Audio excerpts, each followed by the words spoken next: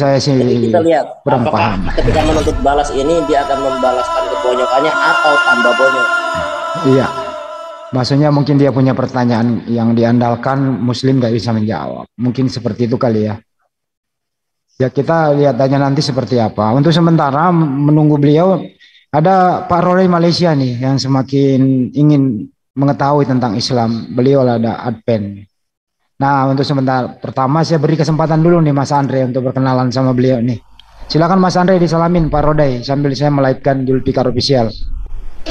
Assalamualaikum warahmatullahi wabarakatuh, Pak Rodai. Waalaikumsalam. Ya, kalau Pak Rodai ada di mana nih? Ini mana nih Pak Rodai? Di Kuala Lumpur, di Malaysia. Oh di Malaysia. Ya, Oh di Malaysia. Ini apa yang mau dibicarakan ini? Apa ini Pak Rodai? aku juga nggak tahu apa mau bicara apa. Ini saya buka topik kalau begitu. Iya. Nah, gini. Pak Rode ini Advent. Oh Tentu Advent. Advent kan kita tahu semua kalau Advent itu berbeda dengan Kristen pada umumnya ya di Indonesia ya. Advent itu menurut Pak Rode itu konsentrasi pada 10 hukum Taurat itu. Termasuk makanan, sunat apa itu. Nah, perbedaannya kenapa sih Advent ini ke hari Sabat, hari Sabtu, kenapa yang lain hari Minggu gitu loh, Bang Andre? Ini perlu dipertajam. Sebenarnya yang benar yang mana gitu? Silakan Iya, Bang Andre. iya.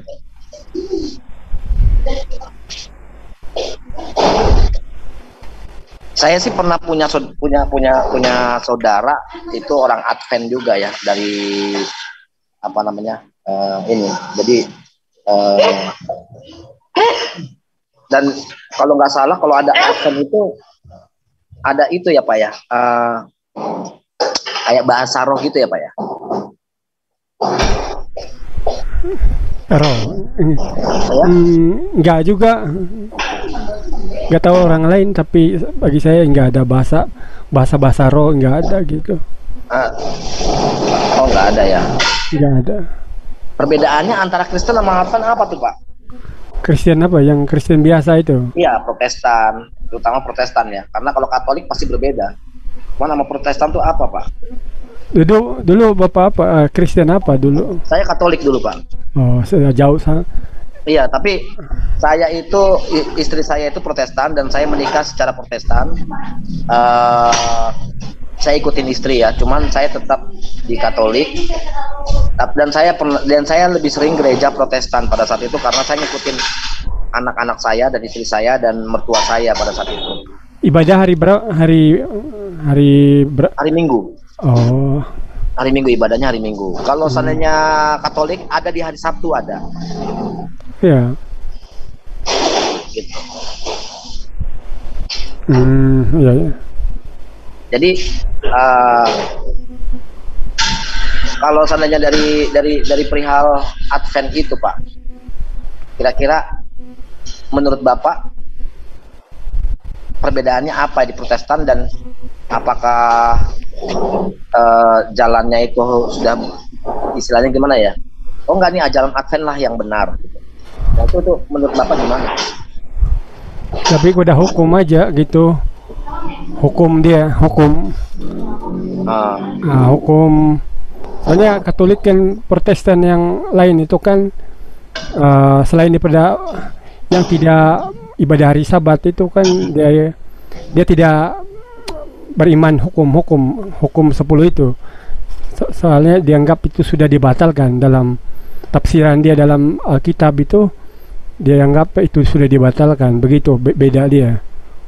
Selain daripada makanan dan minuman, begitu. Oh, hukum Taurat itu ya, 10 hukum Taurat itu ya Pak? Ya, hukum ya. Oh jadi jadi lebih cenderung ke apa yang dikatakan oleh Paulus kalau gitu Pak ya? Gitulah. Tapi ya begitu. Tapi menurut Bapak Paulus itu siapa Pak? Rasul Paulus. Ya.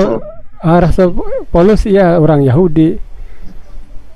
Sejak kecil dia memang orang yang sudah beriman kepada kitab-kitab Nabi terdahulu dan dia juga dia mengimani lah hukum-hukum itu, dia menaati hukum-hukum Rasul Paulus itu. Bagi Nah saya itu apakah Paulus pernah bertemu dengan Yesus, Pak? secara langsung enggak lah, terutama Rasul Paulus itu dia kan ada dalam Alkitab juga itu, dia mengakui Yesus, dia memberikan wahyu, Yesus memberikan amanah dia lewat penglihatan kayak gitulah, tapi tidak ketemu secara langsung dia mendapatkan sesuatu amanah itu. Oh, hanya sebatas penglihatan ya, Pak ya? Nah gitu. Oh. Enggak, kalau seandainya kalau kita berpikir nih Pak ya, kalau seandainya Yesus itu lahir dari darah orang Yahudi, ya Pak ya, benar ya Pak ya? Iya benar. Nah, kenapa kok orang Yahudi itu seharusnya orang Yahudi lebih tahu lebih dulu bahwa Yesus itu sebenarnya Tuhan, dan sebenarnya Maria yang sebenarnya udah tahu kalau seandainya Yesus itu Tuhan, harusnya Maria sudah memberitahukan terlebih dahulu kepada orang-orang Yahudi. Tapi kenapa kok Yahudi ini sangat membenci atau tidak menganggap Yesus itu Tuhan gitu loh. Jadi tapi malah orang lain yang notabene yang tidak pernah ketemu dengan Yesus, contohnya begini, maaf, ini ada Petrus, ada Yudas, ada Bartolomeus, ada Andreas, orang-orang yang terdekatnya Pak Yesus itu sendiri, ya kan? Di mana surat-surat itu sendiri itu tidak ada yang menganggap Yesus itu Tuhan, gitu loh. Tidak ada. Dari semua, Matius, ya kan, Yohanes, saya nggak nganggap Markus, Lukas itu adalah orang-orangnya Yesus ya. Saya nggak menganggap, karena dia itu tidak ada hubungannya dengan Markus, Yesus itu sendiri. Tapi kenapa saat adanya, ini aku mau tanya dulu, saat adanya Paulus ini sendiri yang menganggap langsung dia membuat bahwa adanya penglihatan pada saat dia sampai pingsan segala macam itu. Nah, padahal dia sendiri belum pernah bertemu dengan Yesus, padahal dia sendiri membenci murid-murid Yesus itu sendiri gitu. Bagaimana ceritanya Pak? Bisa diiniin buat teman-teman juga Pak? Ya benar kayak gitu.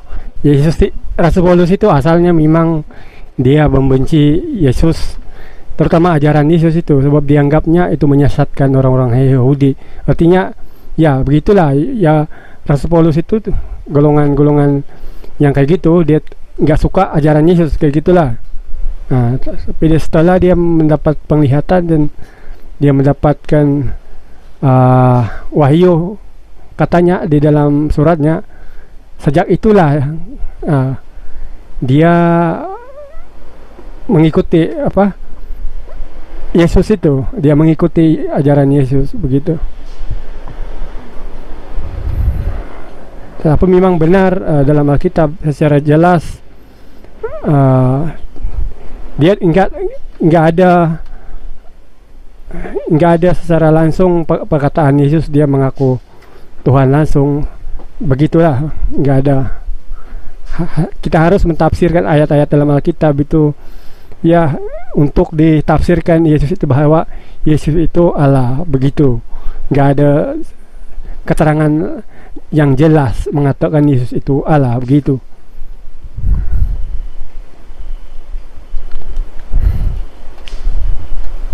Tadi menurut pandangan Pak Rodi ini nih, maksudnya saya menurut pandangan Pak Rodi,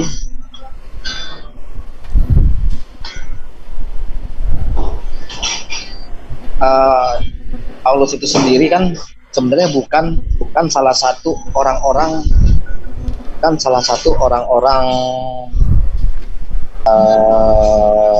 Yesus sendiri.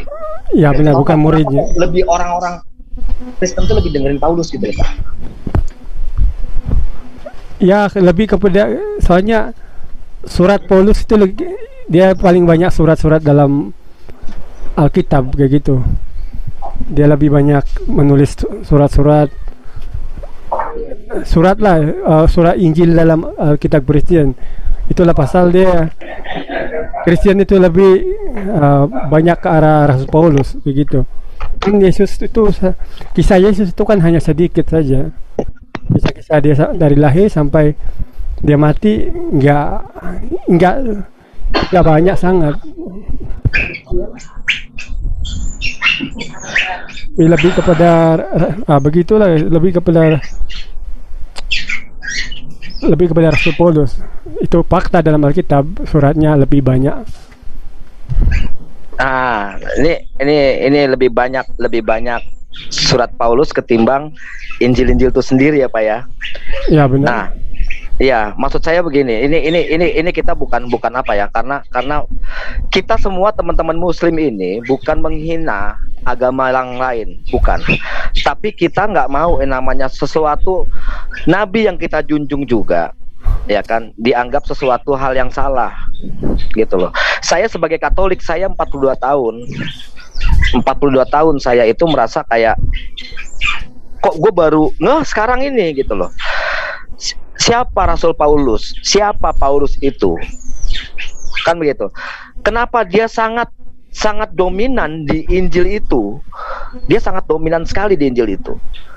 Bahkan sampai risalah yang dibuat di Korintus itu sendiri. Misalkan contoh tadi kan kita pernah bahas Korintus ya. Nah, di situ sampai dia bilang, katanya di Kisah Para Rasul 11 ayat 14 itu tuh mengatakan bahwa ini contoh nih, saya rambutnya panjang. Ini contoh salah satu aja nih. Ya kan? Nah, itu suatu penghinaan bagi orang laki-laki jika berambut panjang. Ini contoh aja. Dan di situ kalau saya cari historinya, itu pada saat itu sedang ada konflik antara orang di gereja itu sendiri, di Korintus itu sendiri. Nah, kira-kira pendapat Pak Rodi ini apa nih Pak? Padahal Yesus sendiri, padahal Yesus sendiri gondrong nih Pak, gitu loh. Ayat yang di mana tuh Pak? Dekat 1 Korintus 1 Korintus 11 ayat 14 kalau nggak salah, apa 15 gitu, saya lupa. Suatu penghinaan bagi laki-laki jika rambutnya panjang. Apa maksudnya gitu? Apa maksud dia ya? Aku mau lihat. Maksudnya sudah tentu. Apa hubungannya sesuatu? Ya. Nah, saya mau tanya sama Bapak nih, apakah itu kata-kata dari Paulus itu sendiri adalah firman Tuhan? Kenapa ada dimasukkan di Alkitab itu sendiri? Karena Alkitab itu adalah salah satu istilahnya kabar baik ya. Kalau orang Kristen bilang kabar baik. Dan itu adalah firman-firman Tuhan. Kalau saya percayanya bahwa Perjanjian Baru itu ibarat kayak hadis. Karena perjalanan Yesus, tentang perjalanannya Yesus, dari sekian banyaknya ayat yang ada di Perjanjian Lama, bahkan termasuk Matius dan Yohanes, tidak pernah menyinggung perihal rambut panjang atau tidak melarang rambut panjang. Kenapa hanya surat-surat Paulus yang mengatakan itu? Nah, saya tanya, maksudnya tuh saya bertanya begini Pak, kok banyak orang-orang Nasrani yang menganggap itu junjungan jadi dituruti, padahal seperti tadi bilang, kita nggak tahu pada saat dulu itu. Saya juga mungkin bisa berpikir, oh ya, gua didatengin sama Yesus dan Yesus mengatakan saya ini menjadi rasul. Mungkin saya bisa bilang begitu, dan orang-orang harus percaya gitu. Tapi apa, dari bukti-bukti yang ada, bukan caranya seperti itu dijadikan rasul, karena Paulus sendiri tidak pernah bertemu dengan Yesus, bahkan disalib pun tidak pernah tahu dia disalibnya bahwa itu Yesus atau bukan, dia pun tidak tahu gitu. Nah, maksud saya dalam ayat itu, Kisah Para Rasul 11 itu 1 Korintus 11 itu, orang-orang menganggap bahwa nggak boleh rambut panjang. Bagi orang Kristen nggak boleh rambut panjang. Kenapa didengerin? Karena itu bukan firman Tuhan. Saya menganggap itu bukan firman itu, karena itu adalah surat Korintus untuk Korintus. Kita bukan orang Korintus. Nah, saya gitu loh Pak. Maksudnya tanggapin itu Pak. Makasih. Ya benar. Dalam Alkitab ini dia bukan 100% ya, seperti hadis lah Bapak katakan. Ada yang perkataan yang kemungkinan itu kita salah mengerti ataupun maksud ayat itu, atau ada yang benar-benar kenyataan di dalam Alkitab memang benar, tetapi ya mungkin ada kesilapan dia tentang sejarah. Kan banyak juga ada yang memang dalam Alkitab tidak dinafikan, memang ada kesilapan dia membuat terjemah itu. Tapi yang Bapak kata yang tadi itu, saya belum ingat ayat itu, apakah dia benar-benar maksudnya orang-orang yang panjang rambut itu ya dianggapkan itu yang dimaksudkan ataupun tidak. Jadi saya tidak bisa memberi komentar apakah benar ataupun tidak. Di mana ayatnya? Bisa tunjuk ke ayat itu. 1 Korintus berapa itu? Bang Handi boleh minta itu nggak Bang Handi? Apa namanya? Apa atau siapa yang bisa cantumin ayatnya? 1 Korintus 11 ayat 14 atau 15 itu? Saya lupa. Buka aja 15. 1 Korintus 11 ayat 14 ya, betul. Bukankah alam sendiri itu tadi? Itu Pak, berisik kali itu. Siapa tuh bunyi tumpang? Oh ya benar, ada sudah ketemu tuh, bukankah? Itu kalau jangan terlalu berisik lah. Bahwa adalah kehinaan bagi laki.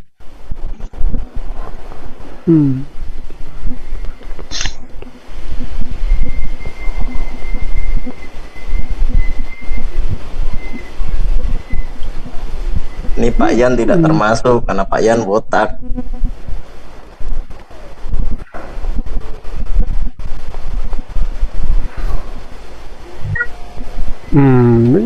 Ya, saya ketemu ayatnya itu. Ternyata bahwa ada. Nah, itu gimana pendapatnya Pak Rodi nih?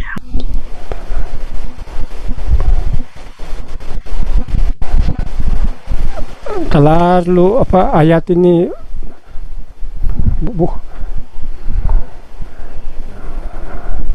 ya benar juga, enggak ada kehinaan jika dia seorang yang jika dia berambut panjang. Bukankah alam sendiri menyatakan bahwa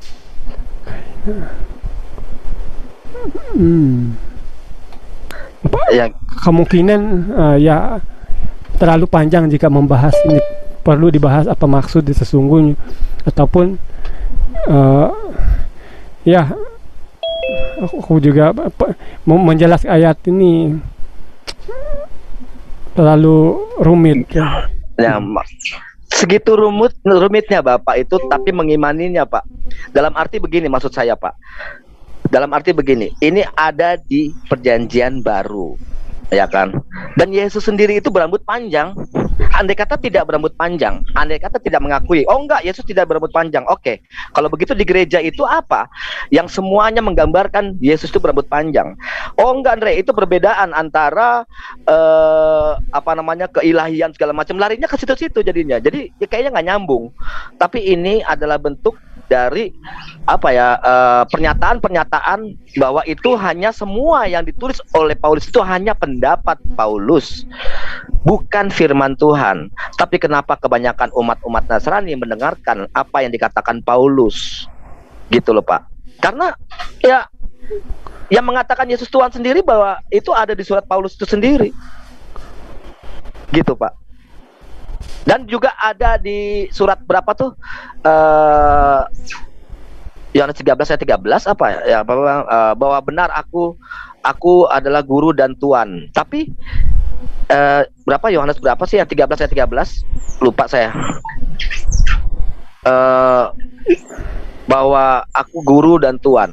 Ya, Yohanes 13:13. Nah, kamu menyebutku aku guru dan Tuhan. Tapi di Alkitab tahun 1968 itu Tuhan. Gitu. Dirubah Tuhan. Padahal teacher and Lord. Bahasa Inggris saya pun teacher and Lord. Lord itu mengatakan akhirnya larinya ke guru dan junjungan segala macam. Betul, junjungan, karena dia adalah seorang nabi. Tapi kenapa berubah Tuhan? Nah, maksud saya ini adalah firman Tuhan itu tidak bisa diubah-ubah walaupun dengan menggunakan terjemahan. Jangan dirubah-rubah. Itu perbedaannya antara Al-Quran. Al-Quran tidak ada yang merubah-rubah arti dari semuanya. Nah, di situ pun Tuhan. Gitu loh, Pak. Maksud saya di situ banyak sekali yang kontradiksi antara ayat per ayat sendiri. Dan kenapa umat-umat Kristen selalu apa yang dikatakan Paulus itu dinyatakan benar. Nah, Bapak sendiri aja bingung untuk menyikapi 1 Korintus 11 ayat 14. Bapak sendiri bingung. Nah, saya tanya, Bapak ini kan Advent ya, termasuk Kristen lah, tapi Kristen Advent. Nah, tapi saya cuma mau menyikapi itu aja dulu, Pak. Ya. Nah, itu bahasa Arabnya itu juga. Nah, saya cuma mau menyikapi itu aja dulu, Pak. Bagaimana pendapat Bapak? Tapi Bapak sendiri bingung untuk menyikapi 1 Korintus 11 ayat 14 itu gitu loh. Kenapa Paulus menyatakan hal itu? Untuk apa Paulus menyatakan hal itu? Kalau Bapak tidak percaya atau Bapak kurang yakin segala macam, namanya Bapak tidak meyakini Paulus. Monggo, Pak. Oh iya, benar. Tadi itu perlu kita menjelaskan lebih dalam apakah yang tadi yang dianggapkan Rasul Paulus bukan ke alam yang sendiri menyatakan kepadamu bahwa adalah kehinaan bagi laki-laki yang jika berambut panjang. Ini pendapat dia ini. Tapi ini menjelaskan ayat ini harus dibacakan dulu keseluruhan, baru kita mengambil kesimpulan maksud Rasul Paulus. Tapi terlalu panjang ini. Kalau di gereja pun kami belajar, tapi saya sudah lupa apa dia punya kesimpulan ini. Itulah saya nggak bisa terus mengambil kesimpulan adakah orang yang berambut panjang itu hina ataupun tidak. Soalnya ayat ini satu ayat semua, ini satu pasal harus dipelajari semua dulu. Soalnya kami di gereja setiap Sabat ini belajar ayat-ayat ini. Tapi saya kan seorang yang juga pandai Alkitab, jarang belajar, jadi saya tidak memberi kesimpulan tentang ayat ini. Kalau ada yang lebih pandai mungkin bisa menjelaskan ayat ini. Tapi kenapa maaf Pak, saya potong sedikit, tapi kalau misalkan Bapak tidak pandai untuk memahami Alkitab itu sendiri, terus bagaimana caranya Bapak untuk mengimaninya, Pak? Atau bagaimana Bapak untuk meyakininya bahwa itu adalah hal yang benar, gitu loh. Bedanya nih ya, bedanya umat Muslim.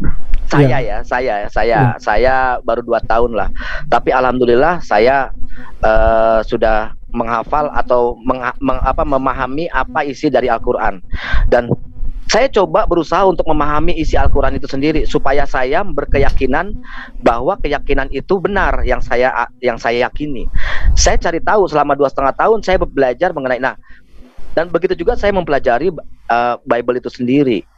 Nah, kalau seandainya Bapak tidak yakin akan Bible itu sendiri, belum paham, tidak memahami, bagaimana caranya Bapak untuk mengimaninya?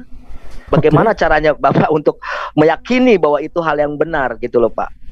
Oh, bagi kami mudah sangat. Itu kan kenyataan Rasul Paulus itu kan tidak pernah diajar dalam Taurat. Maksudnya tidak, itu bukan hukum, maksud dia. Bukan hukum. Jadi kami beriman nih, contoh apa yang diturut contoh hukum 10, kami menghindarkan, kami mengajarkan ini hukum loh, jangan dibuat, ini harus dilakukan. Nah, itu aja. Kami dari Rasul Paulus itu nggak ada hukum diturunkannya kepada umatnya, nggak ada yang kita harus ikutin, nggak pernah menurunkan hukum di situ, dan tidak juga menghapuskan hukum-hukum. Jadi kami berpandu ke iman itu, berpandu ke hukum-hukum yang Yesus ajar berasal dari Taurat itu. Contoh hari Sabat dengan ibadah, lepas tuh jangan mencuri, jangan berzina, jangan bersaksi dusta, jangan semua itu 10 itulah cara kami mengimani. Tapi Paulus sendiri kan meniadakan hukum Taurat itu sendiri, Pak? Enggak, Pak. Oh, enggak ya? Itu tafsiran orang yang tidak mengikuti hukum 10 Taurat, terutama orang-orang yang tidak ibadah hari Sabtu. Orang ibadah Sabtu ini kan dia mengikuti hukum 10 Taurat. mengikuti beriman. Jadi kesimpulannya bahwa Advent itu tidak mengikuti cara Paulus ya Pak ya? Enggak Tidak juga, mendengarkan. enggak gitu. Rasul Paulus sebenarnya tidak menghapuskan hukum itu, hukum 10 Taurat. Ada ayat ya Pak? Ada ayat ya Pak? Enggak, itu salah tafsir itu. Soalnya kan kami kan ibadah Sabat. Jadi Rasul Paulus itu ibadah Sabat. Semua orang ibadah Sabat tafsirannya itu beda dengan orang yang tidak mengikuti hukum 10 Taurat.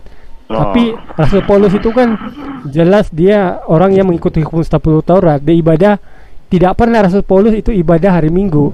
Jadi golongan Kristen yang terutama Katolik itu datang dari mana? Soalnya Rasul Paulus sendiri pun tidak mengibadah hari Minggu. Dia Kalau tidak begitu, melanggar hukum. Iya, maksudnya gini loh, itu ada kalau seandainya salah tafsir, bagaimana Pak itu bisa salah tafsir padahal itu ada di ayat itu sendiri, di ayat apa ya, berapa ya? Lupa saya ayatnya. Bisa dibuka nggak? Ingat itu, ingat. Efesus 2:15. Nggak perlu. Efesus 2 ayat 15. Nah, maksudnya saya gini, kalau seandainya itu adalah salah tafsir, kenapa itu dimunculkan Pak? Gitu loh, maksudnya saya gini, Bapak bilang tadi, Bapak mengatakan bahwa itu salah tafsir, ya kan? Nah, itu salah tafsir. Kalau seandainya salah tafsir itu ada di Perjanjian Baru. Bagaimana bisa salah tafsir itu bisa masuk di Perjanjian Baru itu sendiri, dan itu menjadi apa namanya, menjadi panduan bagi orang-orang Kristen itu sendiri. Kalau misalkan dianggap tadi Bapak bilang salah tafsir ya, karena dianggap bahwa Bapak sendiri menyetujui adanya hukum Taurat, ya kan? Tapi padahal Paulus sendiri mengatakan bahwa nih dengan melenyapkan perseteruan di dalam tubuhnya, yaitu Torah tentang perintah-perintah dalam dogma-dogma, supaya dia dapat menciptakan keduanya menjadi satu manusia baru dengan membuat damai sejahtera, melenyapkan perseteruan di dalam tubuhnya. Jadi apa namanya, hukum Taurat itu sendiri dihapus gitu loh. Karena kalau orang Kristen mengatakan bahwa ya semenjak Yesus mati, secara otomatis hukum Taurat itu akan selesai, kan begitu katanya. Tapi di situ pernyataan Yesus mengatakan bahwa sebelum langit lenyap, Taurat itu tidak akan pernah dihapus, gitu loh Pak. Ya benar. Nah, bagaimana ceritanya Bapak bisa mengatakan bahwa itu adalah salah tafsir Pak? Tapi itu ada di dalam perjanjian itu sendiri. Kan Rasul Paulus kata itu bukan menghapus, tapi ada sesuatu pembaharuan itu. Kata di situ ada satu pembaharuan, bukan menghapus, pembaharuan hukum itu. Jadi kita lihat apa yang dihapus di situ, apa yang ajaran Yesus dan Rasul Paulus itu, yang dalam ajarannya itu dia kan memerintah orang bertaubat. Jadi hukum itu masih ada. Dosa itu kan datang dari mana Pak? Coba jawab Pak. Dosa itu datang dari mana? Ya, dosa itu datang dari apa yang kita perbuat Pak. Melanggar hukum kan? Melanggar hukum. Jadi Rasul Paulus masih mengajarkan orangnya, umat-umatnya untuk bertaubat. Di mana Pak itu? Itunya. Karena biar kita dikasih paham nih Pak. Kan semua surat-suratnya untuk perintah bertaubat, dia juga bertaubat dari perbuatannya itu. Maksudnya ya, Rasul Paulus memerintahkan umat-umatnya itu bertaubat dari dosa. Nah, kan tadi kan Bapak bilang mengatakan bahwa ininya adanya pembaharuan dari hukum Taurat. Bapak bilang mengatakan seperti itu ya Pak ya? Tidak dihapuskan. Tapi pembaharuan. Apa namanya, haknya apa Rasul Paulus membaharukan hukum Taurat itu sendiri gitu? Haknya apa dianya? Kan tadi Bapak bilang kan bahwa dia itu apa namanya, nggak semuanya benar, bahwa di situ adanya salah tafsir atau salah ngerti dari ayat, dari tadi saya 1 Korintus 11 aja, bahwa akhirnya Bapak kan nyambungnya kan hukum Taurat ini aku tadi membahas mengenai risalah di Korintus itu sendiri gitu loh. Tapi nggak apa-apa. Tapi di situ Bapak sendiri mengatakan bahwa pembaharuan. Nah, siapa ini Rasul Paulus bisa membaharukan hukum Taurat itu? Itu dari zamannya Nabi Musa. Itu tidak ada yang berani membaharukan itu. Cuman Yesus itu menggenapi. Tidak diperbaharui. Tapi gimana ya? Tapi siapa Rasul Paulus? Apa haknya dia untuk memperbaharui hukum Taurat? Dan di mana ayatnya untuk memperbaharui hukum Taurat itu? Maaf, ini kita bukan anak kecil. Misalkan hukum Taurat hukum pertama apa, hukum kedua apa, hukum ketiga apa, mungkin diperbaharui dengan apa segala macam. Tapi ini tidak ada penjelasan atau dalil yang mengatakan bahwa adanya pembaharuan. Nah, kira-kira apa pendapatnya Pak Rodin nih? Oh, oke. Kan Yesus sendiri pun nggak menjalankan hukum bunuh orang yang melanggar hukum Taurat. Contoh orang yang berzina, masih ingat lah. Tapi dikatanya ini perempuan ini wajib dilempar, dibunuh karena melanggar hukum.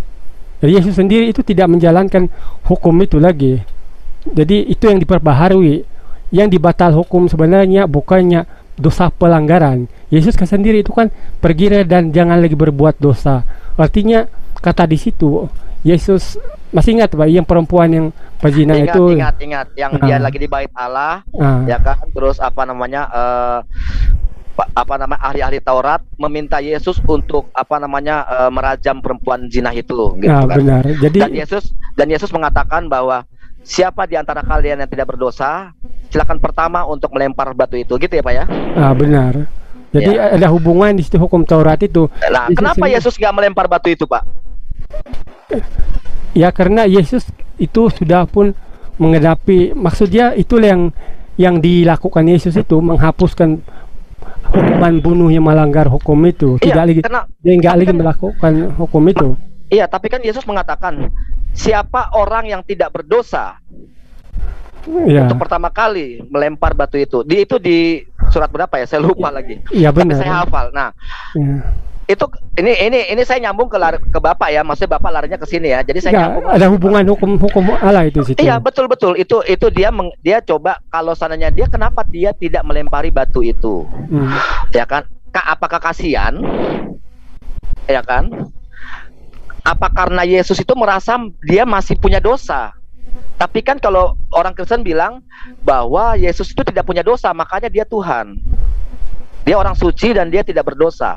Tapi jika dia tidak berdosa, tapi dia tidak melempari seperti apa yang dikatakan oleh Yesus itu sendiri, siapa yang tidak berdosa, maka lemparilah yang pertama, kan begitu kan? Ya, nah, benar. Kenapa Yesus tidak melempari? Karena kalau dia tidak berdosa, namanya dia melanggar aturan yang ada di hukum Taurat itu sendiri, atau peraturan dari itu sendiri, gitu loh. Nah, menurut Bapak ini kenapa Yesus tidak melempari perempuan itu? Oh, karena kedatangan Yesus itu kan dia kan maksudnya Mesias. Kedatangan dia untuk menyelamatkan orang yang dari dosa itu. Artinya Yesus itu dia datang untuk menebus dosa, melakukan penggenapan yang penebusan dosa, terutama yang menghapus yang hukuman mati orang yang melanggar hukum itu. Karena Yesus sendiri tidak lagi menjalankan hukuman mati yang melanggar hukum. Oh, enggak, Pak. Itu. Di situ Yesus pada saat itu lagi di bait Allah, dan di situ didatangkan para ahli Taurat, dan mereka mendesak Yesus untuk, mereka ngetes nih, ahli Taurat pengen tahu apakah Yesus mau mengikuti mencoba Yesus untuk supaya apakah dia masih mengikuti hukum Taurat. Dan di situ Yesus seperti kayak tidak menghiraukan sambil menulis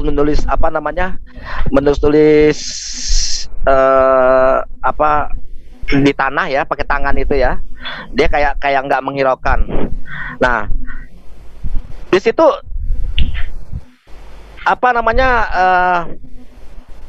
Yesus sendiri bingung pertama, dan dia mengatakan kepada ahli-ahli Taurat itu, ya, ini saya lagi ingat kata-katanya nih, bahwa dari siapa kalian yang tidak berdosa, dari semua siapa yang tidak berdosa, silakan untuk melempar pertama batu ke perempuan ini gitu. Nah, kalimat Yesus itu sendiri bahwa siapa yang tidak berdosa. Nah, Yesus kalau seandainya Yesus merasa dirinya tidak berdosa, seharusnya dia melempar batu itu ke perempuan itu. Harusnya kalau dia mengikuti hukum Taurat. Kalau dia mengikuti hukum Taurat, karena di hukum Taurat itu sendiri ada. Nah, kenapa dia tidak melakukan itu? Apakah Yesus sendiri melanggar aturan hukum Taurat? Gitu. Jadi kita harus menelaah dari itu bahwa sebenarnya Yesus itu adalah orang yang sangat konsisten. Yesus ini adalah orang yang sangat konsisten dan tidak pernah berbohong. Nah, disitulah bahwa Yesus sendiri mengatakan bahwa dia bukan sempurna, dia tidak sempurna, bahwa dia juga merasa dirinya ada dosa dan dia bukan orang yang tidak lebih dari Allah. Tapi kenapa umat-umat Kristen mengatakan ya bahwa oh Yesus itu tidak berdosa. Oke, kalau gitu, kalau Yesus tidak berdosa, namanya Yesus melanggar sendiri aturan main hukum Taurat. Gitu. Di situ yang saya mau pertanyakan kepada umat-umat Kristen, termasuk kepada Bapak Rodi. Jika Bapak mengatakan bahwa dia di situ sebagai seorang Mesias, ya. Kalau begitu seorang Mesias itu melanggar hukum Taurat yang sudah digenapi oleh yang ingin digenapi olehnya. Gitu, Pak. Tolong tanggapannya, Pak. Makasih. Oh, gitu. Tapi bagi kami enggak gitu. Yesus itu bukan seorang yang bukan seorang yang berdosa, bukan seorang yang melakukan dosa, sebab disalib Yesus itu kan dia jelas di situ kan Yesus bukan disebabkan dia melakukan kesalahan di situ. Jadi Yesus itu mati di kayu salib bukan disebabkan dia berdosa. Jadi Bapak, maaf saya potong, itu jangan nyambung ke situ, Pak. Saya mempertanyakan mengenai tadi Bapak. Oh ya. Jadi maksud saya gini supaya nggak lari kemana-mana gitu loh. Nah, maksud saya tadi kenapa Yesus tidak melempari perempuan itu? Ini saya nyambung dari 1 Korintus 11 itu larinya kemana-mana sampai ini ada hubungannya hukum Taurat segala macam. Oke. Dan saya nyambungin juga. Iya benar. Dia itu katanya Bapak dia adalah seorang Mesias. Ya kan. Nah, seharusnya dia itu memberikan contoh atau memberikan ini hukum Taurat yang benar begini. Kalau dia tidak berdosa, pastinya orang-orang Kristen mengatakan bahwa Yesus itu tidak berdosa. Harusnya Yesus melempari batu itu dan mengatakan semuanya, kalian tidak boleh melempari batu itu karena kalian adalah orang-orang berdosa. Atau Yesus mengatakan siapa yang tidak berdosa silakan melempari pertama batu ini. Nah, misalkan kalau Yesus melempari batu itu bahwa benar Yesus itu tidak berdosa dan Yesus mengikuti hukum Taurat. Nah, tapi Yesus tidak melempari batu itu. Pertanyaan saya, kenapa Yesus tidak melempari ke perempuan itu? Pertama, apakah kasihan? Yang kedua, apakah dia tidak mengikuti hukum Taurat? Yang ketiga, apakah Yesus ini memang merasakan dirinya berdosa? Itu doang pertanyaan saya, Pak. Oh, begitu. Tapi bagi kami itu Yesus tidak melakukan rajam itu. Soalnya Yesus itu kedatangan dia untuk melakukan penebusan dosa, untuk mau orang yang berdosa itu bertobat dari dosanya, dan hukum itu yang dekat Musa itu di zaman Musa itu tidak lagi dilaksanakan hukuman itu. Oh, jadi kalau begitu tidak berlaku bagi Yesus sendiri hukum Taurat itu ya, Pak ya, menurut Bapak? Maksudnya hukuman itu tidak lagi berlaku untuk tetap apapun itu adalah hukum Taurat, Pak. Itu ya, adalah benar. harus diimani dan harus dijalankan pada saat itu. Ya kan? Kalau seandainya jalan. Iya, tapi Yesus sendiri kalau begitu namanya Yesus, jika dia tidak berdosa dan dia tidak melempari batu itu ke perempuan itu, namanya Yesus sudah melanggar aturan hukum Taurat. Betul ya, Pak ya? Enggak, Yesus sendiri kan kedatangan dia untuk bukan kedatangan, Pak. Itu pada saat itu Yesus ada di bait Allah. Ya. Dan ahli-ahli Taurat mencoba Yesus, apakah Yesus memang mengikuti perintah hukum Taurat. Dan dia mencoba kepada Yesus, dibawalah perempuan pezina itu untuk dilempari batu jika dia merasa berdosa, seperti hukum yang sudah ada, hukum Taurat itu semenjak dari Nabi Musa. Nah, pada saat itu hukum ini sudah berlaku di situ, Pak, karena itu ada ahli-ahli Taurat. Iya. Jadi konteksnya itu pada kejadian saat itu. Nah, kejadian saat itu pada saat Yesus di Bait Allah, apa yang dilakukan sama Yesus, ya? Apakah dia melanggar perintah hukum Taurat, atau karena kasihan, atau Yesus merasa dirinya itu berdosa dan tidak lebih dari Allah? Itu pertanyaan saya, Pak, gitu loh. Jadi kalau misalnya kedatangan dia penebus dosa, kedatangan dia penebus dosa, ya itu memang sudah kata-kata dari ini aja gitu. Karena bahwa seorang Mesias itu harus memberikan contoh kepada orang-orang, termasuk ahli-ahli Taurat, bahwa ini loh harusnya seperti ini gitu loh. Kalau menurut saya seperti apa yang saya baca di Bible itu sendiri, bahwa Yesus merasa dirinya berdosa, memiliki dosa, atau dia tidak sempurna seperti seperti Allah, ya. Tapi dia adalah orang yang dipilih oleh Allah untuk untuk membenahi bangsa Israel di situ pada saat itu. Nah, di situ saya menganggap bahwa Yesus itu tidak besar dari Allah, dan bahwa Yesus itu merasa punya dosa. Makanya dia tidak melempari batu itu, karena kata-kata Yesus sendiri, Yesus mengeluarkan kata-kata itu sendiri. Jika ada yang tidak berdosa, silakan melempar pertama batu itu, gitu. Nah, kalau seandainya dianggap bahwa orang Kristen bahwa Yesus itu tidak berdosa, kenapa Yesus tidak melempari batu itu? Itu pertanyaan saya, Pak. Karena tadi Bapak nyambung ke situ, jadi saya nyambung juga, Pak. Ya, karena kedatangan Yesus itu kan memang itulah tujuannya. Dia mau kenapa tidak melempari batu itu? Karena itulah yang tujuannya Yesus datang itu. Tujuannya dia tidak menghakimi. Dia tidak menghakimi. Jadi itulah dia tidak menghakimi, maksudnya tidak lagi menghukum orang yang melanggar hukum itu. Begitu, itulah tujuannya Yesus, tidak menghakimi. Dia tidak menghakimi orang itu. Kenapa dia tidak menghakimi? Jadi itulah ajaran Yesus. Siapa yang melanggar hukum Allah itu, dia harus bertobat dari dosa. Jadi menurut Bapak bahwa Yesus itu tidak melempari, jadi dia itu tidak konsisten dengan omongannya dia dong, Pak, ya? Oh, dia tidak konsisten omongan yang maksudnya sepatutnya dihukum itu. Tidak konsisten kan juga dia membaharui, itulah yang maksudnya pembaharuan hukum itu. Dia tidak lagi melaksanakan hukum Taurat yang seperti yang dilakukan Musa.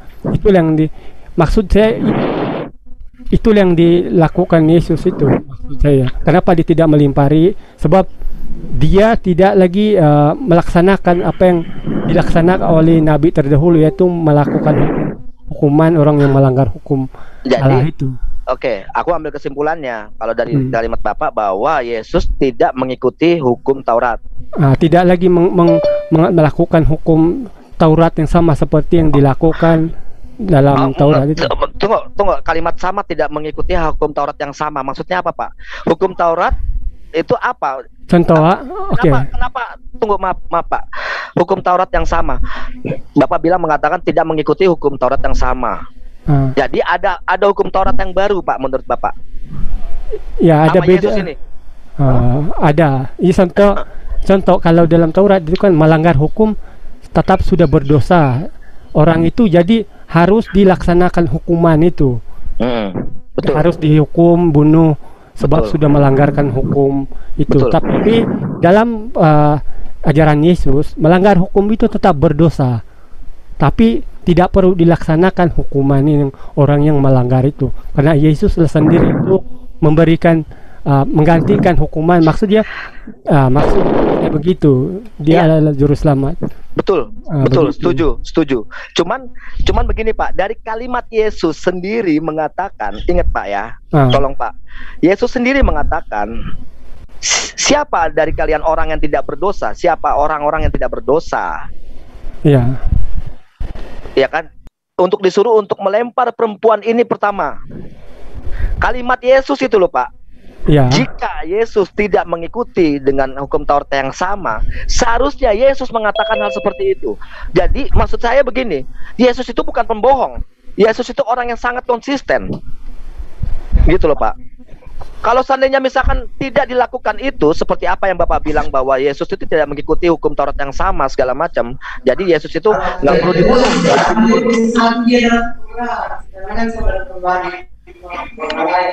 Aduh, berisik tuh. Nah, di situ bahwa Yesus sendiri mengatakan sesuatu yang tidak konsisten seperti apa yang dia katakan, dia tidak lakukan sesuai dengan apa yang dia katakan. Nah, ini sekali terakhir deh Pak ya, saya cuma mau tanya aja nih Pak. Ya. Bapak seperti tadi mengatakan bahwa tidak sesuai dengan hukum yang sama, tidak mengakukan sesuai hukum yang sama. Jadi saya cuma mengambil kesimpulan bahwa Yesus sendiri tidak konsisten untuk mengikuti hukum Taurat yang ada, seperti yang ditujukan kepada ahli-ahli Taurat itu sendiri, ya. Jadi di sini sudah terlihat bahwa kebingungan antara teman-teman Nasrani ini, bahwa dari hukuman rajam itu sendiri yang Yesus katakan itu sendiri itu tidak dilakukan oleh Yesus, tetap dianggap Yesus tidak berdosa. Jika Yesus tidak berdosa, bahwa Yesus kenapa tidak melemparinya? Ya, jika Yesus berdosa, wajar dia tidak melemparinya. Jadi menurut Pak Rodi ini bahwa Yesus tidak mengikuti hukum Taurat yang sebenarnya sudah sudah dilaksanakan di zaman itu, gitu. Itu aja sih, saya rasa mungkin ada tambahan dari teman-teman JCC gimana?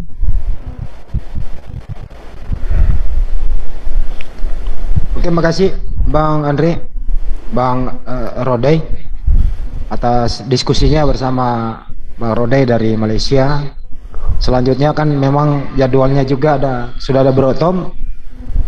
Bro Tom di sini ingin bertanya ulang tentang Al-Quran katanya.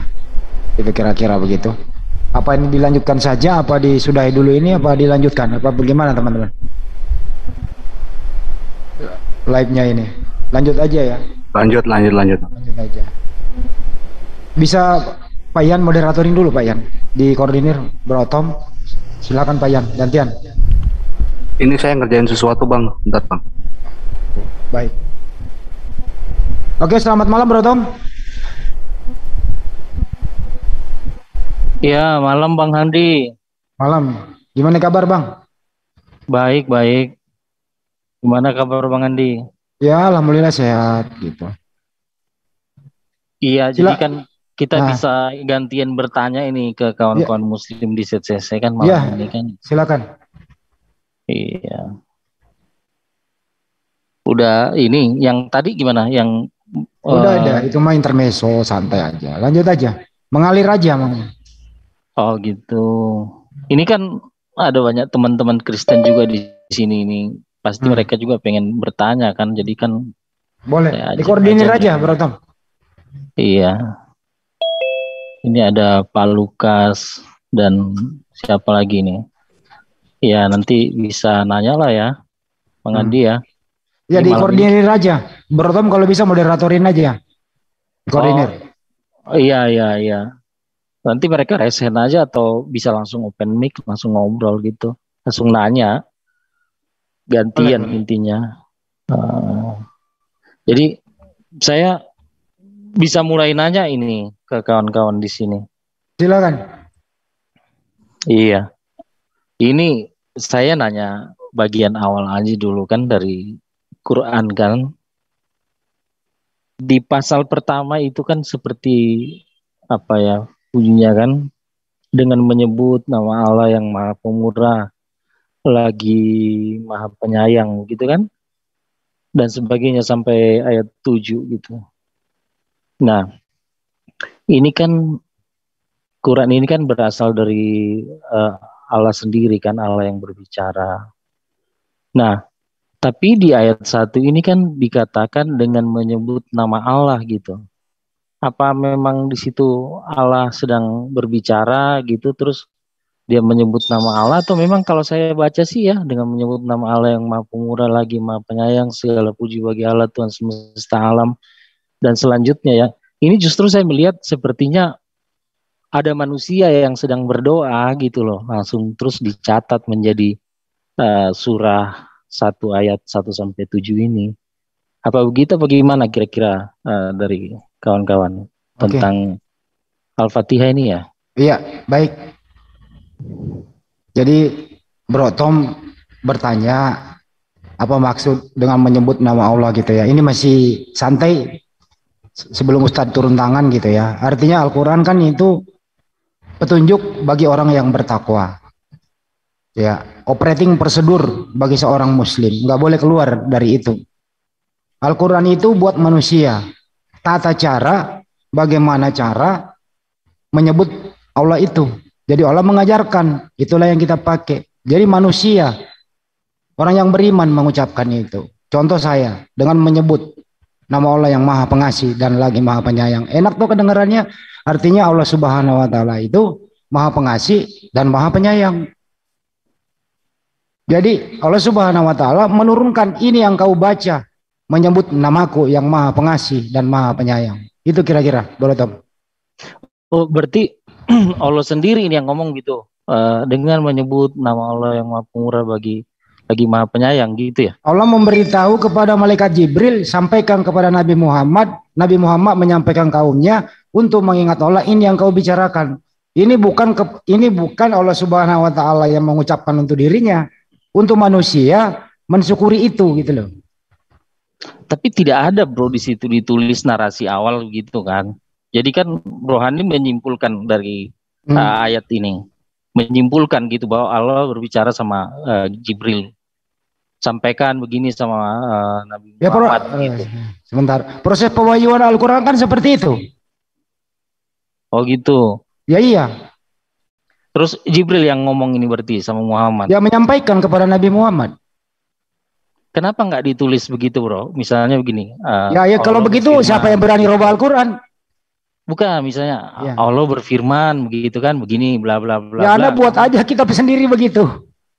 Enggak, kalau seperti itu ceritanya kan jadinya jadi sepertinya Allah yang ngomong kan gitu. Memang Allah yang berbicara kan, menyampaikan untuk kita dijadikan pedoman. Silakan yang lain.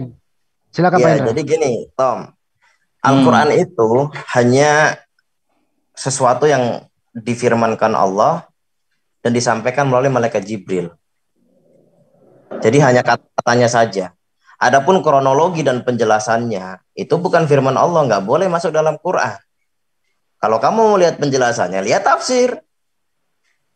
Ibnu Katsir, Muyassar, Muqatil Ibnu Sulaiman, Al-Qurtubi, Ibnu Abbas, Jalalain. Ya, atau coba dijelasin aja tafsirnya, bro. Ya, silakan aja dibuka aja tafsir, semua penjelasan seperti itu. Saya jelaskan. Iya. Silakan Ustaz. Oke. Jadi gini ya. Surat Al-Fatihah itu termasuk ini memang diberikan kepada umatnya Nabi Muhammad agar dibaca ketika sholat. Ibaratkan kamu kalau sholat baca ini. Makanya banyak dalil-dalil faqra'u ma tayassara minal Qur'an. Ya. Jadi ketika orang sholat bacalah surat ya dalam Al-Qur'an. Ada juga gini, idza kunta ila sholati fakabbir summa qra' ma tayassara ma'aka minal Qur'an. Apabila kamu bangkit mengerjakan sholatmu, bertakbirlah, kemudian bacalah apa yang mudah bagimu dari Al-Qur'an. Makanya baca Al-Fatihah. Karena sholat itu termasuk doa, juga puji-pujian. Makanya orang kalau sholat itu, pasti dia isinya memuji Allah. Bismillahirrahmanirrahim, dengan menyebut nama Allah yang Maha Pengasih lagi Maha Penyayang. Alhamdulillahirabbil alamin. Segala puji bagi Allah, Tuhan semesta alam. Jadi ayat mulai dari Bismillah sampai 7 itu isinya pujian. Yang mana di situ memang Allah yang mengatakan, firman-Nya Allah mulai dari ayat 1 itu. Tapi kan disuruh baca untuk umatnya Nabi Muhammad ketika sholat. Bismillahirrahmanirrahim. Dengan menyebut nama Allah yang Maha Pengasih. Kan kita yang sholat saya. Ibaratkan Indra Mose, baca ini kalau kamu sholat. Nah, apa bacanya? Bismillahirrahmanirrahim. Berarti Indra Mose kalau sholat pasti baca itu gitu. Terus kenapa? Di setiap Quran itu kok harus baca Bismillah? Ini kaitannya dengan dalil yang lain. Apa dalilnya? Kullu amrin zibalin la yabda'u bi bismillahirrahmanirrahim fahuwa abtar. Setiap pekerjaan yang baik yang tidak diawali dengan baca bismillah, maka fahuwa abtar, sia-sia. Makanya umat Islam itu mengerjakan apapun pasti membaca bismillah dengan menyebut nama Allah yang Maha Pengasih lagi Maha Penyayang. Ini di Bible ada juga. Mungkin Sasugi tahu atau Bang Handi, bahwa ada perintah menyebut nama Allah di dalam mengerjakan apapun. Makanya umat Islam mau buka mobil, bismillahirrahmanirrahim. Mau makan, bismillah. Gitu. Ini perintah dari Allah untuk membaca ayat tersebut atau bismillah gitu. Kalau Fatihah itu untuk sholat gitu. Oke, Pak Ustadz, gini, kalau misalnya kan ini perintah dari Allah kan berarti kan Allah yang berbicara. Ini kayak ayat 5 nih. Hanya Engkaulah yang kami sembah. Berarti kan Allah yang berbicara. Dan hanya kepada Engkaulah kami meminta pertolongan. Jadi kan Allah berbicara sama siapa? Seperti itu, hanya Engkaulah yang kami sembah dan hanya kepada Engkaulah kami meminta pertolongan. Kan begitu. Nah, jadi Allah makanya, yang berbicara. Ini dalilnya. Gitu, kan? Idza kumta ila sholati fakabbir summa qra ma tayassara ma'aka minal Qur'an. Apabila kamu bangkit mengerjakan sholatmu, maka bertakbirlah, Allahu Akbar. Kemudian bacalah apa yang mudah bagimu dalam Al-Quran. Termasuk baca Fatihah. Ibaratkan gini, kamu kalau sholat baca ini. Bismillahirrahmanirrahim. Alhamdulillahirabbil alamin. Kan Allah mengatakan seperti itu. Berarti untuk siapa itu baca itu? Kita diperintah sholat, disuruh baca itu. Sholat isinya puji. Coba, ketika saya sholat dengan menyebut nama Allah yang Maha Pengasih, lagi Maha Penyayang, siapa yang aku puji? Tentu Allah kan? Terus bacanya dari mana? Dari Allah. Intinya kita disuruh baca itu gitu loh. Karena isinya sholat kan pujian dan doa. Paham nggak? Halo. Artinya Allah lagi memberi contoh sholat. Iya. Jadi jangan Allah diartikan ini kan Allah berarti Allah doa kepada gitu. siapa? Bukan gitu caranya. Caranya, wahai Muhammad, kalau umatmu sholat baca ini. Apa isi bacanya? Alhamdulillahirabbil alamin. Nah, memang ini ucapan Allah. Disuruh baca kepada umatnya Nabi Muhammad ketika sholat. Karena sholat itu memuji Allah. Gimana? Bisa dipaham?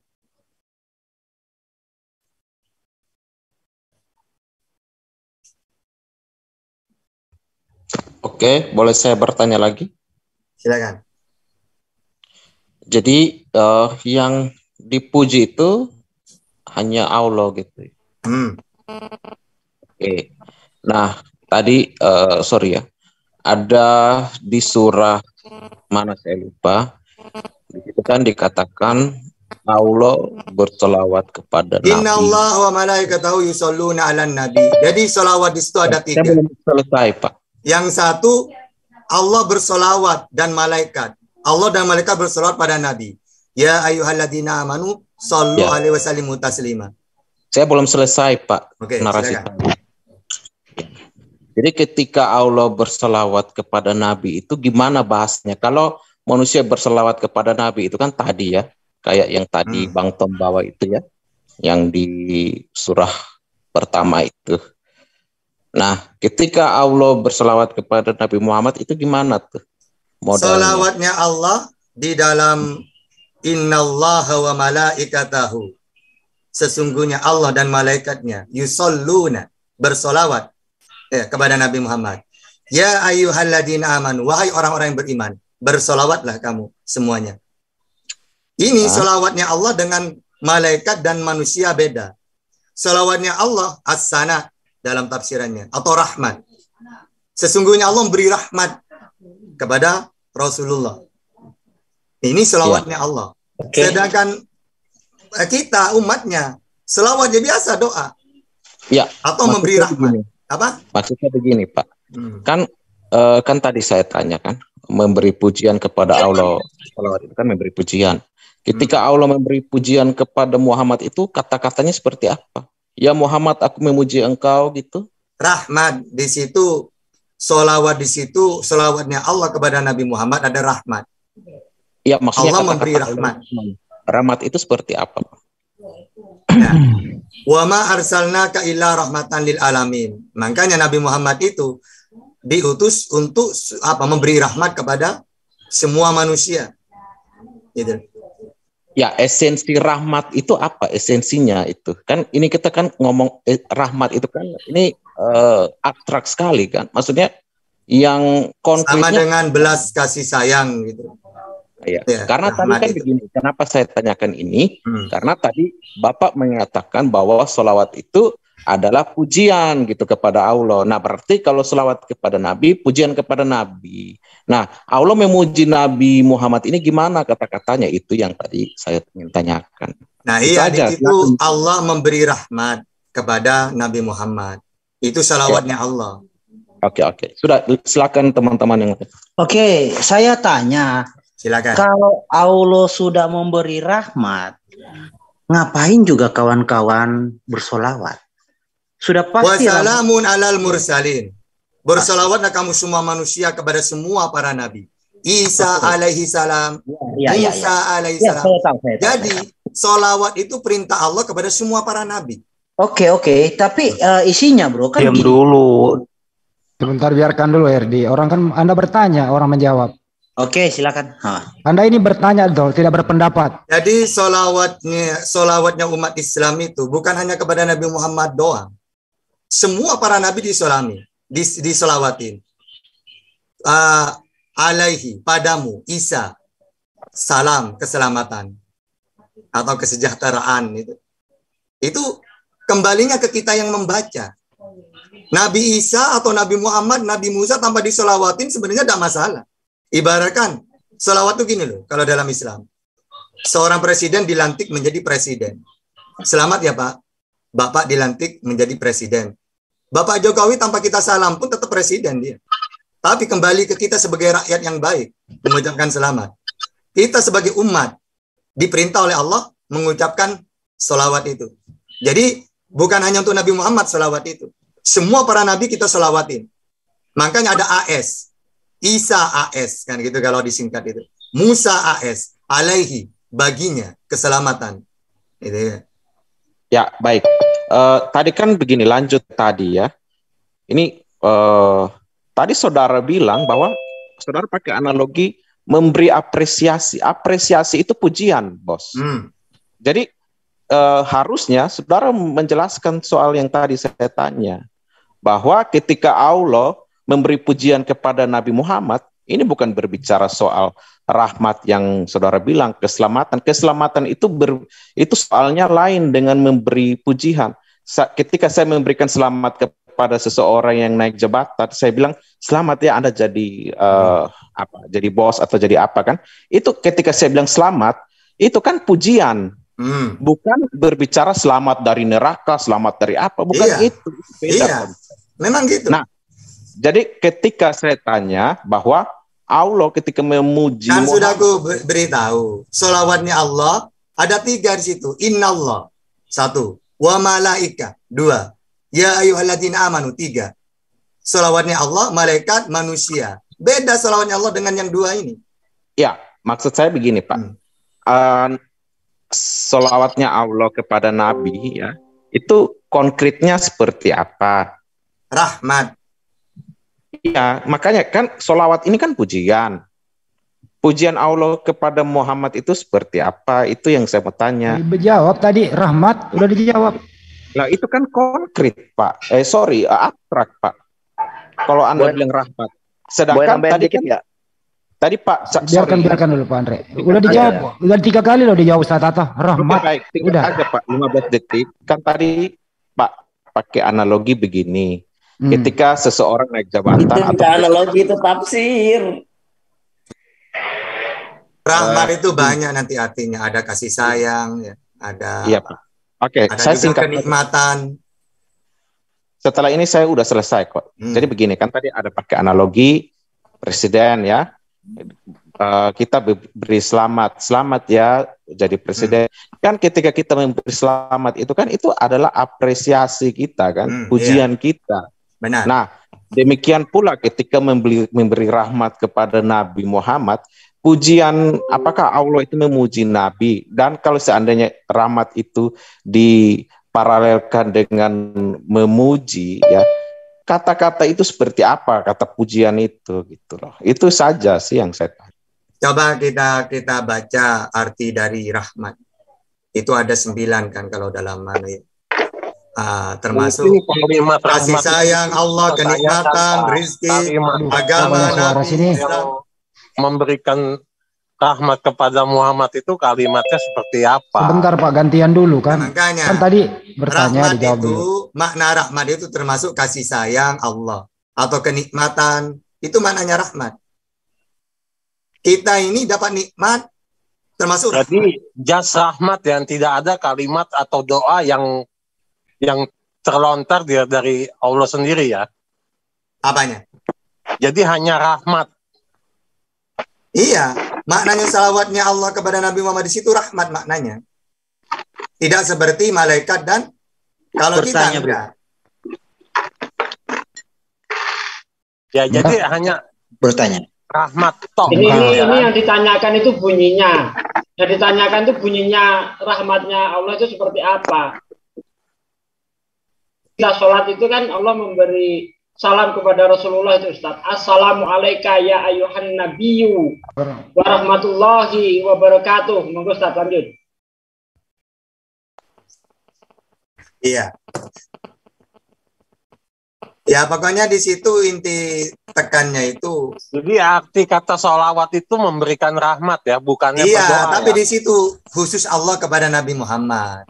Bukannya berdoa. Berarti kalau manusia bersolawat kepada Nabi. Nah kalau sholawatnya manusia ya ayyuhalladzina amanu di situ sama seperti kita bersolawat kepada nabi-nabi yang lain.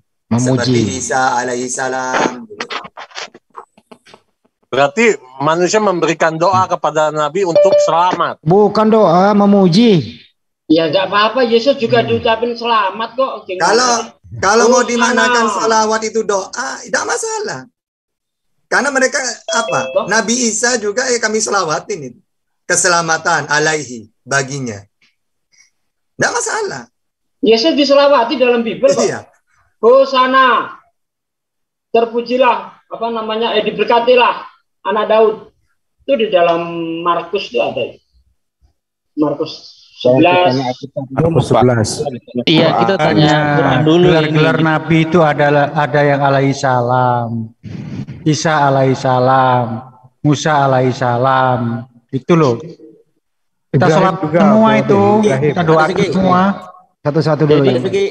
Ya silakan lagi teman Kristen bertanya. Saya mau menambahkan kepada Pak Disuki. Pak Disuki. Ya halo. Pernah dengar nggak di dalam terjemahan Indonesia ketika pujian terhadap Daud disebut Sela? Itu kan maksudnya kan dalam bahasa Ibrani apa? Maksudnya bersolawat kepada Daud. Jadi intinya harus pakai Alkitab ini untuk menjawab ini. Enggak. Coba contoh. Kita hanya melakukan perbandingan saja. Iya. Jadi Oke. Sekarang silakan lanjutkan pertanyaannya. Oke, saya boleh tanya nggak bro dari tadi saya? Ya boleh bertanya, silakan. Oke, jadi sini saya kan mendengar tadi, tapi kita semua tahu ya, sholawat manusia kepada Nabi kan bunyinya berikanlah keselamatan kepada junjungan kami, itu kan bunyinya sholawatnya. Nah, kalau ini ya, itu berupa rahmat, ya kan? Artinya rahmat Allah kan pasti ini surga ya. Pertanyaannya? Ya makanya tenang bro. Kalau sholawat Allah itu rahmat, ngapain juga kan umat-umat Islam itu mendoakan keselamatan Nabi. Nah, pertanyaan sebentar dia belum bertanya Pak Ustaz. Sebentar Pak Ustaz, dia belum bertanya. Pertanyaannya Erdi. Enggak saya paham. Enggak apa-apa dia bertanya dulu. Itu tanpa disolawatin tetap ahli surga. Cuma bahkan dalam Islam surga tidak akan dimasuki nabi-nabi yang lain sebelum beliau. Makanya tadi sudah aku bilang, apakah kita tidak mengucapkan selamat di Bapak Jokowi Anda dilantik? Apakah ucapan kita itu pengaruh? Nggak ada pengaruh apa-apa. Tetap dia presiden gitu. Oke. Silakan pertanyaannya. Ya silakan bertanya. Saya kasih nanti pertanyaan Putus suaranya. 3 ya, ayat 56 ya. Surah 3 ayat 56. Oke, di sini ya. Di sini dikatakan akar katanya ya saluna. Jadi salah. Yusaluna. Yusaluna ya. Iya, oke, bentar ya, santai aja. Jadi di sini kan Allah dan malaikatnya. Jadi bersama-sama. Dari tadi yang ngos-ngosan kok santai aja. Bentar, jangan diganggu, biarkan dia. Erdi, lu mau bertanya apa lu mau presentasi? Iya, maksudnya saya kasih data dulu, bro, karena pemahaman kawan-kawan ini kesannya cocokmologi, bentar ya. Nah, iya, gini aja, bro. Di sini tempatnya, sebentar ya, saya moderator ya. Di sini tempatnya pertemuan tadi saya sama Bro Tom. Tempatnya Anda bertanya, bukan presentasi. Oke. Langsung tanya aja. Saya kasih contoh pertanyaan. Apakah, bagaimanakah, di manakah? Begitu pertanyaannya tuh. Itu pertanyaan tuh, silakan.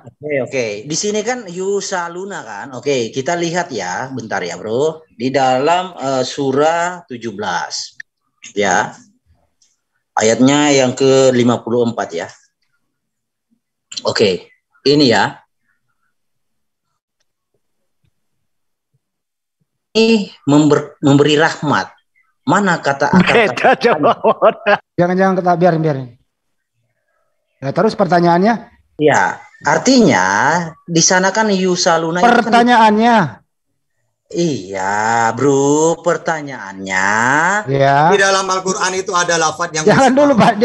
Jangan dulu, Ustaz. Dia belum bertanya. Silakan pertanyaannya. Iya. Silakan Bro Erdi, pertanyaannya. Di sana, Bro. Jadi pertanyaannya di sana memang benar-benar berdoa karena itu bisa dibuktikan Allah itu berdoa, Allah dan malaikat-malaikatnya berdoa. Gini, saya bawa data ya. Sebentar bro. dulu, Anda nggak bertanya. Al-Baqarah 174. Bentar dulu Pak De. Dia nggak bertanya, dia memberi presentasi, dia mengajari kita Al-Quran. Kebalik ini topiknya Erdi. Baca aja salah-salah gimana presentasi. Iya, sebentar aja bro, sebentar aja. Maka saya persilakan Anda bertanya sekarang, kalau enggak saya mute. Iya, saya akan bertanya habis ini, tapi udah saya tahu arahnya kemana, saya tahu. Kalau begitu mohon maaf ya Erdi ya, saya mute Anda. Sekarang Anda nggak bertanya. Kan kalau Nabi Muhammad itu belum selamat karena disolawati. Gini. Bentar ya. Biarkan aja Bang Andi. Nggak bisa. Saya nggak beri waktu. Di sini dengerin dulu ya, dengerin dulu.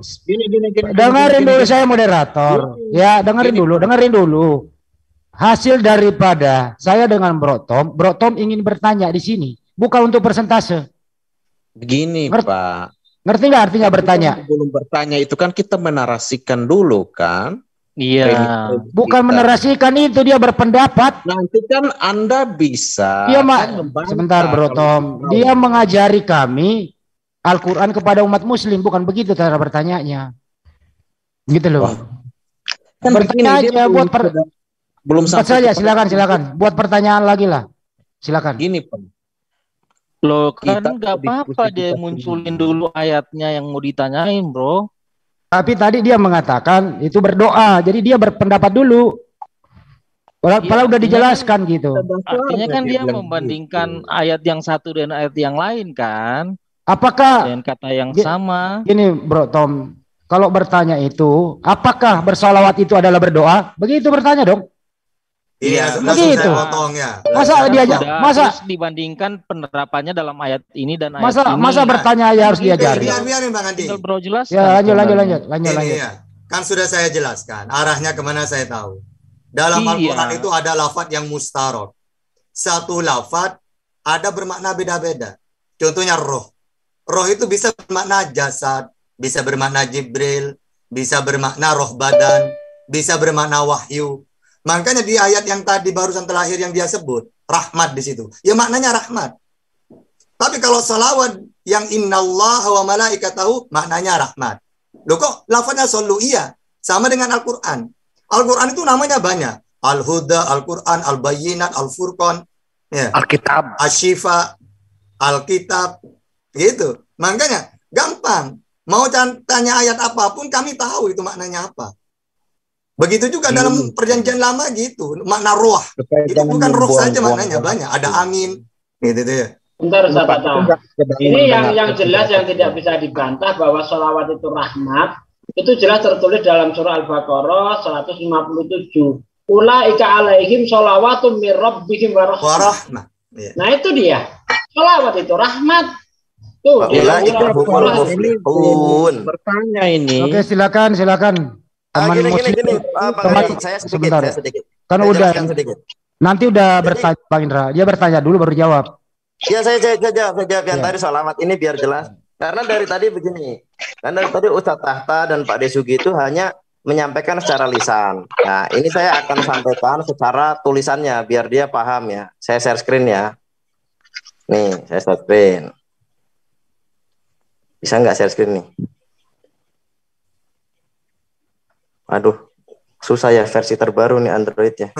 Oke, saya bacakan aja bentar. Saya bacakan aja ya. Saya ambil dari tafsir yang ringkas saja dari As-Sa'di ya. Innallaha wa malaikatahu yusholluna 'alan nabi. Ini mengandung pemberitahuan akan kesempurnaan Rasulullah Shallallahu alaihi wasallam, ketinggian derajatnya dan kemuliaan kedudukannya di sisi Allah dan di sisi makhluknya serta ketinggian popularitasnya. Dan yang dimaknai dengan innallaha wa malaikatahu yusholluna, yang artinya sesungguhnya Allah dan malaikat-malaikatnya bersolawat untuknya. Maksudnya Allah memujinya di hadapan para malaikatnya dan para malaikat muqarrabun yang paling tinggi kedudukannya. Karena kecintaan Allah Jalla Jalaluhu kepadanya dan para malaikat yang muqarrabun dekat kepada Allah pun memuji dan mendoakannya. Jadi kalau Allah memuji. Tapi kalau malaikat bermakna memuji dan mendoakan. Ya ayyuhallazina amanu sallu alaihi wa sallimu taslima. Ya orang-orang yang beriman, bersolawatlah kamu untuk nabimu dan itu tafsir apa itu, ya, As-Sa'di. Ya, itu kalau di Ibnu Katsir juga gitu. Ibnu Abbas. Tapi panjang Tata. Iya. Nanti Hedi ketiduran nanti. Hai orang-orang yang beriman, bersalawatlah kamu untuk nabimu dan ucapkanlah salam penghormatan kepadanya dengan meneladani Allah dan para malaikatnya. Jadi perintah ini.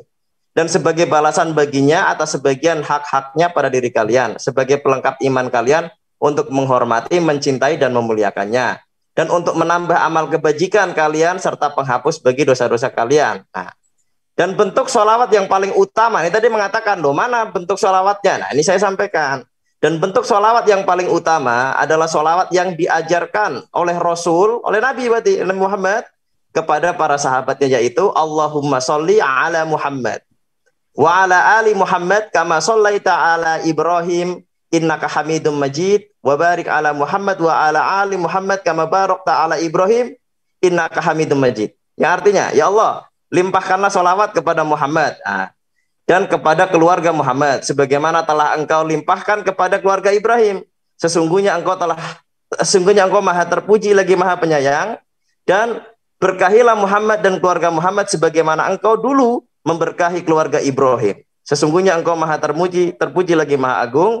Perintah sholawat dan salam untuk Nabi SAW ini disyariatkan di dalam seluruh waktu, dan kebanyakan para ulama mewajibkannya di dalam sholat. Nah, ini bro, kalau masalah sholawat ini bukan hal yang baru. Karena orang Yahudi itu ketika menyebut nabinya itu pakai sholawat. Dia orang Yahudi itu nggak sopan kalau dia bilang Moshe, nggak sopan. Moshe alau hassalom. Musa kepadanya selamat atau sholawat. Abraham alau hassalom. Abraham keselamatan atasnya. Ya kan? Aharon alau hassalom. Keselamatan atasnya. Daud alau hassalom. Keselamatan atasnya. Nah, bahkan di dalam kitab Muslim ini dikatakan, siapa yang memberkati Abraham, maka dia akan diberkati. Siapa yang mengutuk Abraham, dia akan dikutuk. Kita memberkati. Wa barok ta'ala Muhammad kama barok ta'ala Ibrahim. Sama, kalian itu kalau menyebut Abraham nggak pernah memberkatinya. Kalau kita orang Islam, Ibrahim alaihissalam. Orang Yahudi, Abraham alaihissalam. Orang Oten, Abraham. Nggak sopan, emang Abraham tetanggamu apa gitu. Nah, itu sudah cukup dari saya. Jelas itu. Iya. Oke, kita kembalikan ke teman Kristen untuk bertanya lagi. Silakan. Iya, saya kok di-kick ya, Bro. Ya, langsung bertanya, Bro Herdi. Iya, saya bertanya. Makanya saya bawa data biar pertanyaannya sinkron, Bro. Santai aja. Kenapa harus main kick-kick begitu? Enggak, di sini kan topiknya bertanya, bukan presentasi. Iya. Saya tahu. Jadi gini, sebenarnya kalau kita mau telusuri ya, kalau ini sesungguhnya Allah dan malaikat-malaikatnya bersolawat, memberi berkat. Ya, diartikan memberi berkat, sebenarnya misnya banyak. Jadi di sini berarti. Karena ini menjelaskan ini, silakan bertanya. Astagfirullahaladzim. Ini bukan tanya ini. Bentar ya, Herdi ini tidak tahu kronologinya ya kemarin.